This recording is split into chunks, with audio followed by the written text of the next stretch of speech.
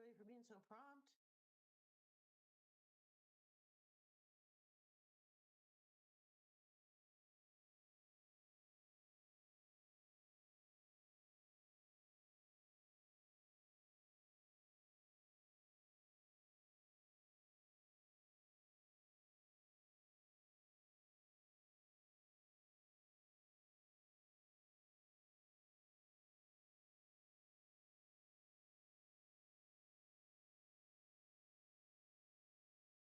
All right, it's 5:30 and we have a quorum and a full house, so I'm going to call to order this Monday, March 17th, 2025 meeting of the Madison Plan Commission. And we'll start with our roll call. Megan, if you would take care of that. Okay. Commissioner Mendez. Here. Commissioner McCahill. Here. Alder Field. Here. Alder Ugair. Here. Alder Duncan. Here. Commissioner Solheim. Here. Commissioner Heck. Here. Commissioner Sanders. Here. Alternate Bazine. Here. Alternate Wisniewski. Present. And Chair Ganam. Here. Thanks. We will start with some information from our technical facilitator, Jesse.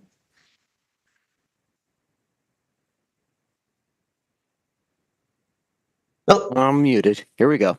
Welcome to our virtual plan commission meeting. We're going to cover a few basic items before beginning. If you lose connection at any point during the meeting, you can reconnect by clicking the link or calling the number in your original email. To members and city staff, members, if you're able, please activate your video and keep it on for the duration of the meeting. Staff, if you're able, please activate your video when you're speaking. Use the raise hand feature when you'd like to be recognized to speak or ask questions. Staff, click raise hand when you're asked a question. The chair would do the best to call on a committee members in the order in which your hands are raised. Lowering your hand will take you out of the queue. Members of the public who have registered to speak, the name you entered in Zoom must match the name you entered in registration. You will remain muted until called upon. The clerk will tell you when your time is up.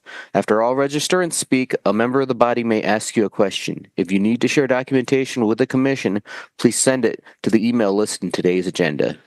Chair, the floor is yours. thanks, Jesse. This is our a time for agenda item 1, which is public comment regarding items not on the Plan Commission agenda. Megan, do we have registrants for public comment? Excuse me, there are no registrants for this item. Okay, thanks. Now we have time for disclosures and recusals. Members of the Plan Commission should make any required disclosures or recusals under the city's ethics code. I see some hands up, so I think we may have disclosures and recusals tonight. Alder Field. Thank you, Chair. I wanted to disclose on item 2 that the applicant, UW-Madison, is my employer, and that will not affect my vote on this item. Thank you. Thank you. Commissioner Mendez. Thank you, Chair. Same item for disclosure, item number 2. I will be abstaining from voting on that item, though, as that demolition directly affects one of my projects. Thank you. Commissioner McCahill. Thanks. I also work at UW and it won't affect my vote. Okay, thank you. I have a question about that, Megan, for you in a minute, but we'll wait till we get to that item. We would like to have the minutes of our last meeting on March 3rd approved if possible. Are there any additions or corrections to the minutes from the commission? And you got kind of 2 different drafts, I think, over the beginning of last week and at the end of last week. So I think the one on the agenda is the updated version from the end of last week. Any discussion? Seeing no raised hands, is there a motion to approve the March 3rd minutes? Alder Ugair, thank you. Is there a second? Commissioner Solheim, thank you. Any discussion on the motion to approve?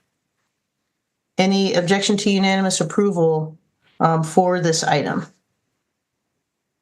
And seeing no raised hands, that motion will pass unanimously. Sorry, Chair.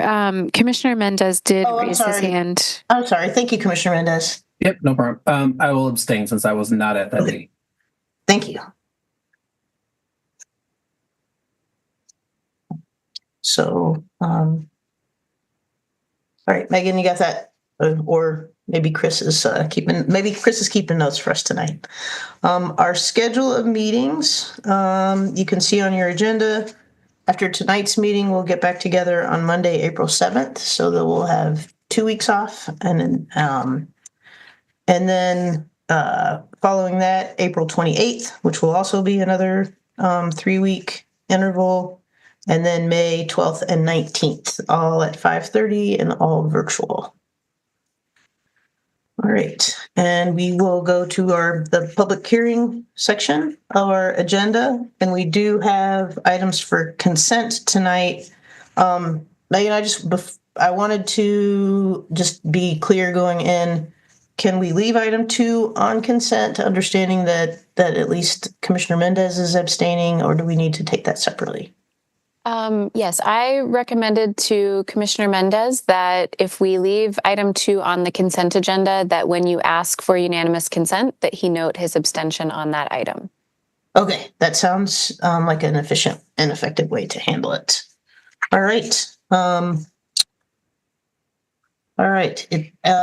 On looking at our consent agenda, it has been the custom of the Planning Commission to remove from the agenda those items on which staff members believe an application has been sufficiently reviewed to support approval with all the conditions placed upon it by the various city departments, and in which the applicant accepts those conditions, and there are no individuals who have registered to speak in opposition to those items. So the items proposed for our consent agenda tonight, there are 2 groups. Items proposed for approval on consent are item 2, item 5, and item 6. And items, I guess, recommended to be placed on file without prejudice on consent would be items 4, 7, and 8. Of those items before us, are there any requests for separation or other concerns about having those on consent? Seeing none, I will read the consent items into the record for approval. So item 2 is Legistar number 87142 relating to 210 Bernard Court, which is in Alder District 8, consideration of a demolition permit to demolish a 3-family residence. Item 4 is Legistar 87144 relating to 1025 North Sherman Avenue in Alder District 12. With this item 4 is an item to be placed on file without prejudice. That's Legistar 87144 for 1025 North Sherman Avenue in District 12. Consideration of a conditional use in the commercial corridor transitional. That's not on consent, is it, Megan? Wait a minute. Did I get those mixed up? Yes, this is recommended for the consent agenda to be placed on file. Sure. All right, got it. Consideration of a conditional use in the commercial corridor transitional district for a restaurant nightclub to convert a restaurant tavern into a restaurant nightclub. All right, items 5 and 6 are related to each other. They would be on consent for approval. Item 5 is Legistar 87140 relating to 67020 Dana Road in District 19, consideration of a demolition permit to demolish a financial institution. Item 6, which is Legistar 87141 at 67020 Dana Road in District 19, consideration of a conditional use in the commercial center district for dwelling units in a mixed-use building to construct a 4-story mixed-use building with approximately 1,973 square feet of commercial space and 60 apartments. Then we have the 2 more items for placing on file, and that is item 7, Legistar 86732, relating to 77 Sirloin Strip in District 14, consideration of a demolition permit to demolish a mixed-use building including an apartment and restaurant. and Legistar item 86733 relating to 77 Sirloin Strip, consideration of a conditional use in a proposed traditional residential urban district for a multifamily dwelling with greater than 60 units to allow construction of a 74-unit apartment building. All right. So I will open the public hearing and close the public hearing on these items, and we will move to a vote. Is there a motion to approve our consent agenda? Alder Field, thank you. Commissioner Solheim, is that a second? Thank you. Subject to Commissioner Mendez's abstention on item 2, is there any objection to unanimous approval of our consent agenda? Seeing no raised hands, the consent agenda passes unanimously. So we have one other hearing item on our agenda for tonight, and that is item 3. Right, Megan? All right. Perfect. So item 3 is Legistar 87143 relating to 406 North Francis Street in Alder District 2, consideration of a conditional use in the urban mixed-use district for a nightclub. And we'll ask planning staff to introduce this item for us. Thanks, Thank you, Chris. Chair. Thank you, Chair and members of the Planning Commission. This is for seeking approval for a nightclub in the UMX district. This is for an establishment called Jay's Bar. As I understand, it is currently operating in that location, but they have proposed to operate a nightclub and have music in the establishment, and so are requiring the change of use to what is described by zoning as a nightclub. I would just merely just note that there is residential units next door to the north, as well as across the street.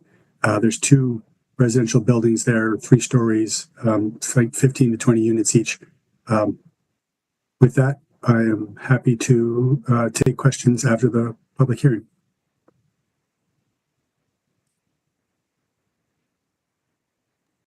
Thanks, Chris. So we do have at least one registrant for this item. So I will open the public hearing on the item, and Megan, if you would call on the registrants wishing to speak.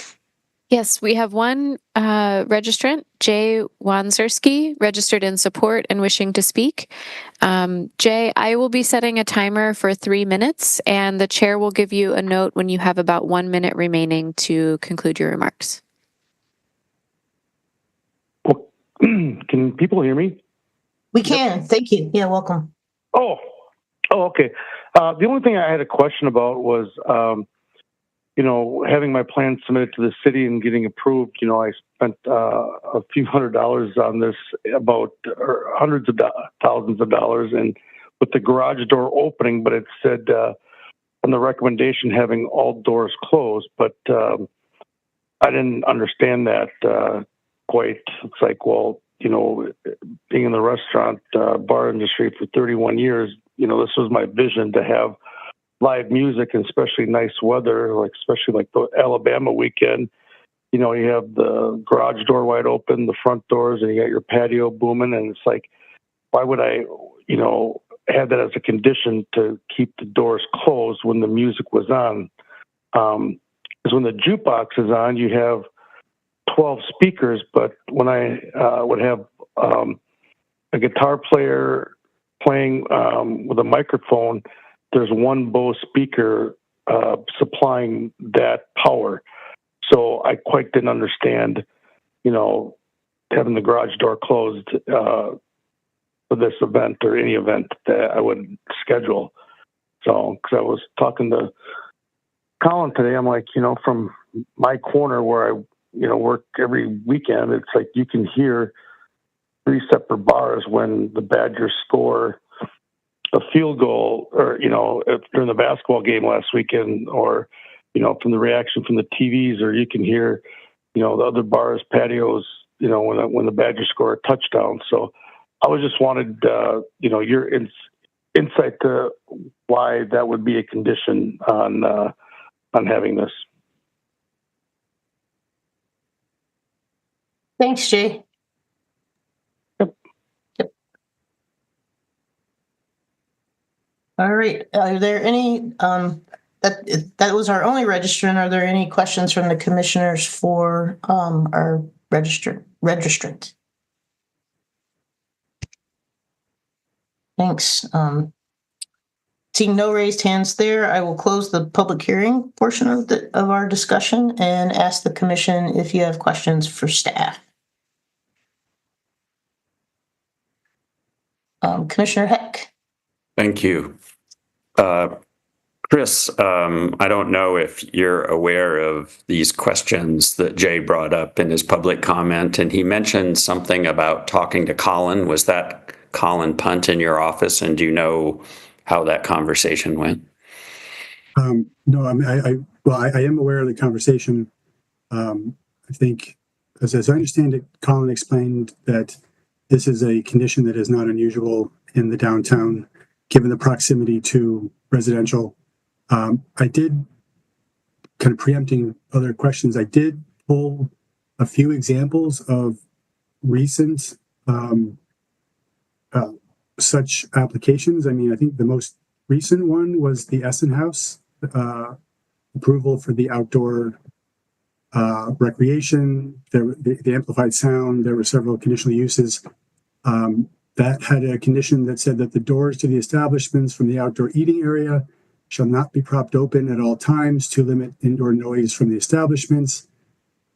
But then again, let's see, the 2022 approval for the Red Rock Saloon at the 2022 at 222 West Gorham Street had a condition that the pedestrian person door to the outdoors shall not be propped open during business hours, and the overhead door facing northeast shall be closed at midnight nightly. So I think the Planning Commission has some certainly discretion, but has kind of handled these situations differently. Some have not allowed it, some have limited the hours that the window or doors adjacent to the residential units can be, open or should be shut. And I have a few other examples, but that's just an example of the range. And Thank one thing you. I'll add, understand from speaking with Colin just before the meeting that, as Chris said, the recommendation for the condition that the doors be closed during live music is a pretty standard recommendation that we start with for these types of establishments. And it was not our understanding in the prior review of this application that the applicant intended to install an overhead garage door on the front of the establishment to be open. It wasn't in the letter of intent or kind of clearly noted in the plans that we looked at. So that was not, the hours of operation for that door to be open was not something that I think Colin had discussed with the applicant before today. Thank you. Thank you. Chris, one more quick question. If there, we were to grant this conditional use as recommended in the staff report, what would the process be for an alteration to that sort of condition of approval? Would it be a minor alteration, or do you have any idea? I think typically we have intentionally recommended that that the condition be amended, or to state. I mean, just for example, that I'm just looking at the Essen or the Red Rock one. For example, in the future, Chris, we just lost your audio, or at least I did. No? I can still hear. Okay. Yep. Is that? We can hear you, Chris. Oh, okay. So I would suggest adding something to the condition to the effect of, in the future, the director of the planning division may consider a minor alteration to the conditional use to further modify the hours of operation for this for the nightclub, following a recommendation from the district alder. I think that's generally how we've kind of allowed for an administrative approval or review, i.e. a minor alteration. So I would suggest that something like that be added to the condition. Okay, thank you very much. That was helpful. Chris, with the Red Rock Saloon, is that kind of how that came about, that it was a minor alteration, or was it something that was explicitly called out in the conditional use to have that midnight cutoff? I do not recall. Give me a minute or two. I can look back at the motion.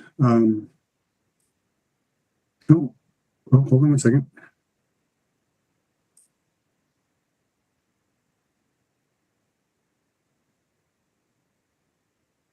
That was added at the July 11th, 2022 meeting. So that was added by the Planning Commission. There were a few others. The one about the person door not being propped open, the overhead doors being closed at midnight, and that a solid. Well, there was another one that's not related to this. So that was added by the Planning Commission at the meeting.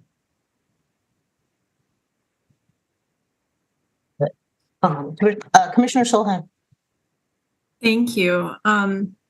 Just to clarify, I wanted to note, is it correct that the condition about the exterior doors remaining closed just be applicable during live music performances? So if it was regular operations, there is, music amplified in the jukebox, etc., that would be technically fine for the doors to be open under this? Okay.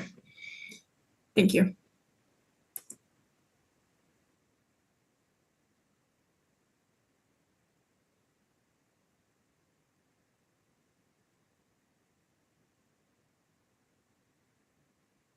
Any other discussion from commissioners? Are we ready for to consider a motion?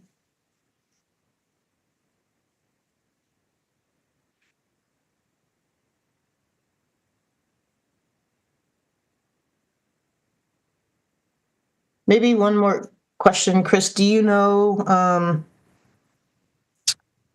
whether the owner is open to a time limited door? I don't know, a time cutoff for when the door should be open versus closed? I'm not aware that Colin had that conversation. Yeah, no, that's fair.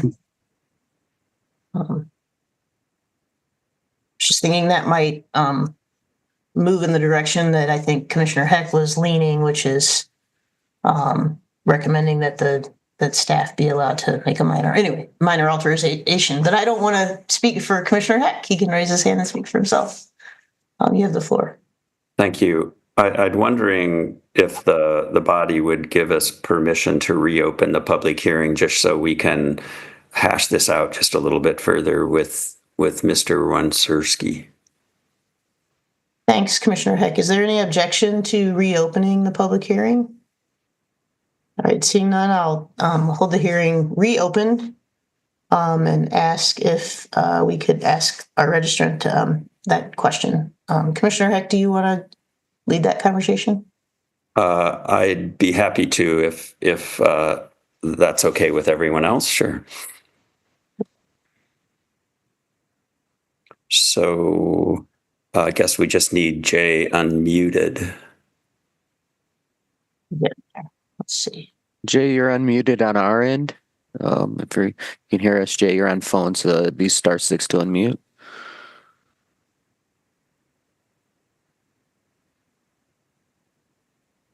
There you go. Great. Jay, you brought up a couple of points that I've been thinking about. First, can you hear me? Yeah. We can. Oh, thanks. Okay. I missed you there. I was trying to get my wife to get me back online here because I was off. But my question is, when I went for my entertainment license for Wando's, don't even know, like maybe 2006 or 7, did not know that they changed the laws about going through this commission. So, like, my doors are open every weekend next door. And I just, the thing I'm not understanding, what's the significance of closing the doors? Is it for the loudness? Because I don't understand the difference between a jukebox, because when it's nice out, my windows next door or at Jay's are open. They were open for all of wrestling weekend when it was nice out. So I'm not like, why would I just close them for a music? This is the reason why I put the garage door to attract people in, because there's not a lot of live music downtown. I mean, this is the thing that I pay for, and I'm invested all this money. Like, I'm not seeing, like, why is this an issue? Like, I mean, it's kind of funny to me, because I'm fighting the city where I can't have an umbrella outside my patio that says Tito's vodka on it. I'm like, what's the rule? And I just say, that's a condition or ordinance, but they can't tell me why. So, I'm just want to know, why would I close my doors if it's nice out? Why would I keep? Yeah. Jay, I'll try to give you some information as I see it. Okay. I'm just one person, though. I think as Chris Wells, our planner, referred to, that some recent approvals like this have been related to containing noise, and I don't know about what happened in 2006 or whenever it was, but I think that has been the general thought behind those, is keeping noise inside rather than outside. But you make interesting points, and I think also, Jay, that you bring up the noise from the jukebox being maybe as loud or louder than a band, and that what goes on at Wando's right next door might be even louder or just as loud. Can you clarify, at Wando's, is it only jukebox music that would be coming from Wando's, even though it's jukebox in the first 2 levels and DJ on the 3rd level. Okay, great, thank you. Right now, you were saying you often have your windows open at Wando's as well as the door propped open. Oh no. The 2 doors at the front door are always propped open just to get airflow, and sometimes it's just warm. But the whole high school wrestling tournament at the Kohl Center, we propped the doors open, and there was I think it was Saturday at Jay's, we had the garage door open for the first time because it was so nice out. But, and plus you can hear the chatter of the bar crowd from, the sidewalk. But like I said, from standing in front of, when I work at either Jay's or Wando's, you can hear, different crowd responses from 3 different bars. Okay, and then one more question, Jay. Is your line for getting in, is separate from the garage door? That's more through a traditional door, right? Where you have your Correct. Okay. So you can't get in. You can't get into the bar through the garage door. It's okay. It's about chest height or shoulder height. Okay. I guess the condition that staff suggested was solely related to when you had live music. And if we were to say, okay, well, let's say that you shouldn't have your garage door open when you have live music later than midnight. So similar to what I think we heard. Oh, okay. Yes. So I would say that, but usually entertainment's done by midnight, but I always have if it's nice out, I always have the door open, the garage door, like till bar time, just for the airflow. And, obviously, after midnight, the music is turned down because you're getting less and less people. Well, I would say after 1 o'clock because you're kind of winding down. So, but you know, I don't want you guys to vote on this thinking, oh, Red Rock has this or this bar. You know, I would have loved to have everybody on this committee say, well, I've been down there and this is what I've seen, based it on that, not like basing on a separate entity, you know, and just don't, just like I had the food committee move a food cart because it was causing problems downtown. And I said, well, don't judge it. Just, you know, I was worried about the police getting shot, not, you know, serving sandwiches. And it's like, you know, each instance is different.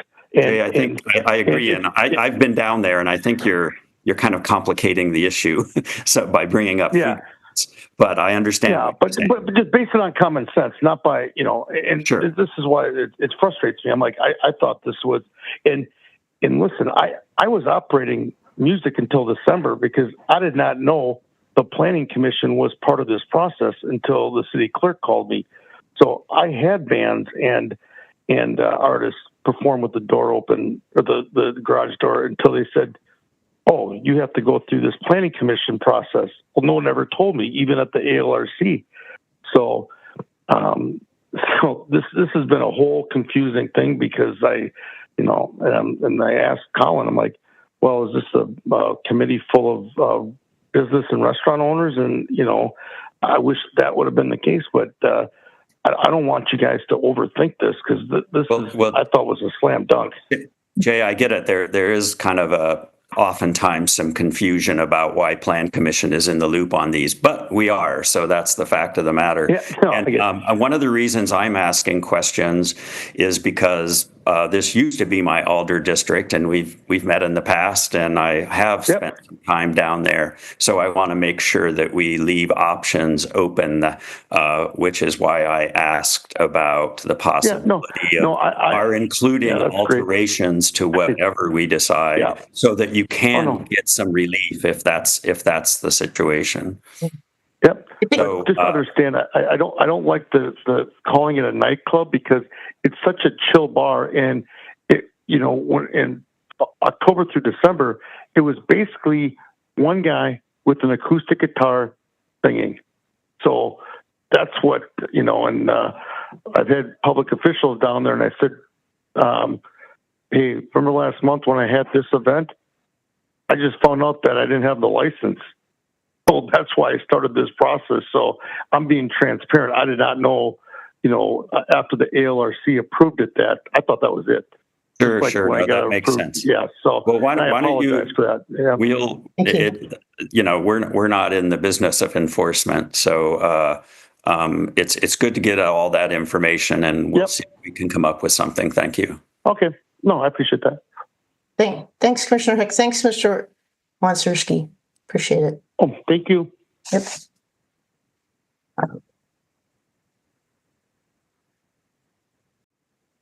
I would, I will ask for a motion, but I guess I would also just observe that the proximity to a residential building might be one of the variables between Red Rock and this address versus some of the other bars that face on University Avenue that might not have that condition. But I think that's an accurate observation that I would just throw in. So are we ready to reclose the public hearing? Are there any other, let me pause. Are there any other questions for Jay before we reclose the public hearing?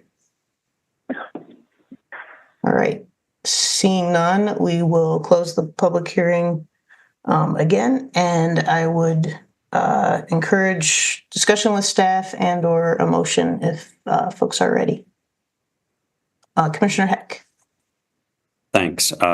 Chris, if we were to add a condition of approval analogous to the Red Rock condition related to the garage door needing to be closed at midnight when there's live music, could we also have a condition that also imitates the other condition you mentioned about alterations to that condition being minor alterations if staff and the alder agree. I would suggest just putting it all into one condition, I think, because then it wouldn't have to reference another one. It could just have the condition and then just add it at the end. Okay, thank you.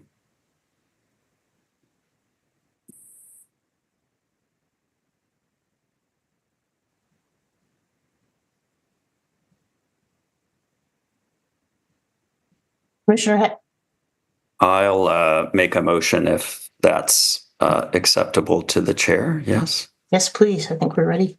Okay. I'll move that we grant the conditional use in the UMX district at 406 North Francis Street, conditional use for a nightclub subject to the conditions in the staff report, as well as an additional condition that the garage door should be closed at midnight when there's live music, and that changes to that condition can be handled through a minor alteration process.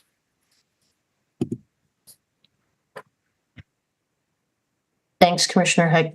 If I could offer one friendly correction, I think the condition was that the door would be closed at all times, and so I think you're saying the door could be open other than after midnight. Is that correct? Yes. Okay. Megan, help us out. Wanted to ask a point of clarification. The existing condition says that exterior doors shall remain closed and not be propped open during any live musical performances. So is the intent that we want to specify just the garage door with the allowance to be open until midnight, or all doors to be closed during live music performances after midnight? Basically getting at, would you like to modify the existing condition or add a second one? My intent was to allow the garage door to be open before midnight and to leave other doors as they were in the original condition. Thank you. So a new condition, as you said. Thank you very much.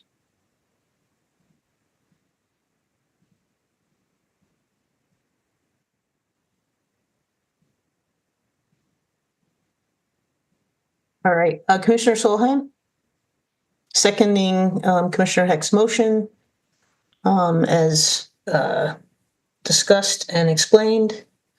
Any discussion on this motion which has been made and seconded? All right. I will just have one brief thing to say. Thank you. Yeah.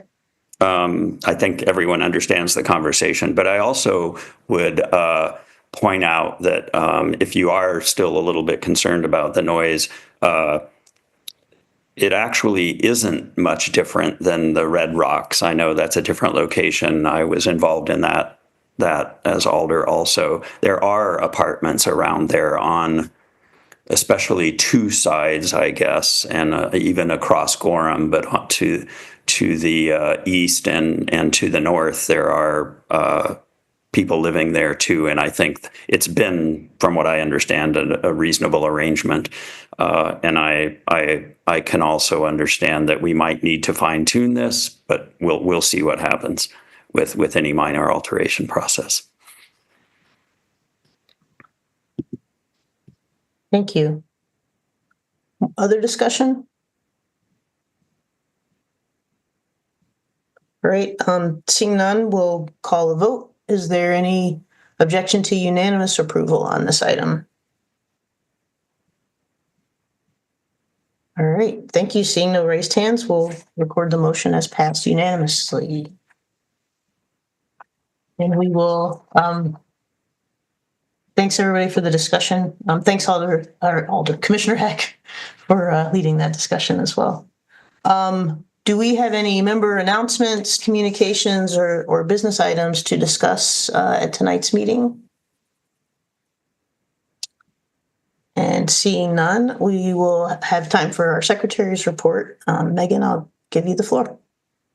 Okay, thank you, Chair. Can everybody hear me? Yes, you're a little muffled. Yeah, sorry to Chris and all of you earlier for interjecting. My audio just suddenly stopped working, so I had to switch here. So, following last meeting, I had shared some updates with all of you about the actions that the council took on 2 zoning change packages that you saw at recent meetings. One was related to the change to the demolition process, and the other was related to a series of housing-related ordinance changes. I just wanted to invite any questions that you may have had, or if there's any clarification that I might be able to offer, I'm happy to answer those questions if you have any.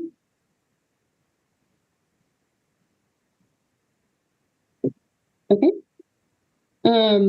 We had another council meeting last week, another series of projects that the commission spent a lot of time talking about were part of that meeting.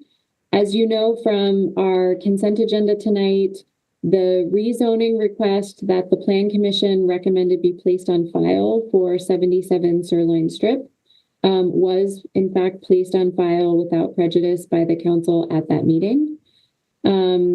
The council also supported the Plan Commission's recommendations to place on file the rezoning request and the preliminary plat associated with Leo Living on out at Portage and Hepker Road. The last thing that I'll note that the council did was to consider the amendment to the Lamp House plan.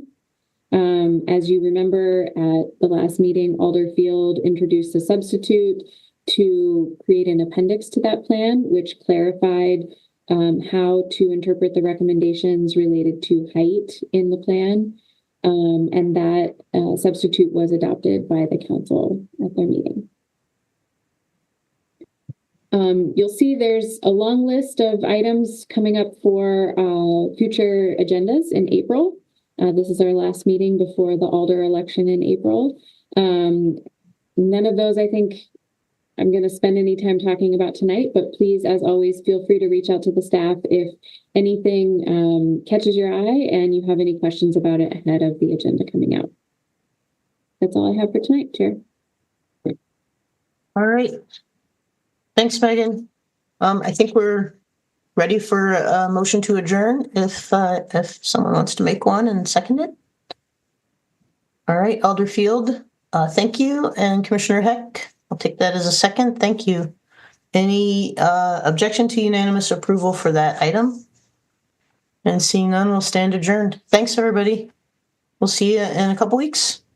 Thank you. Have a great evening.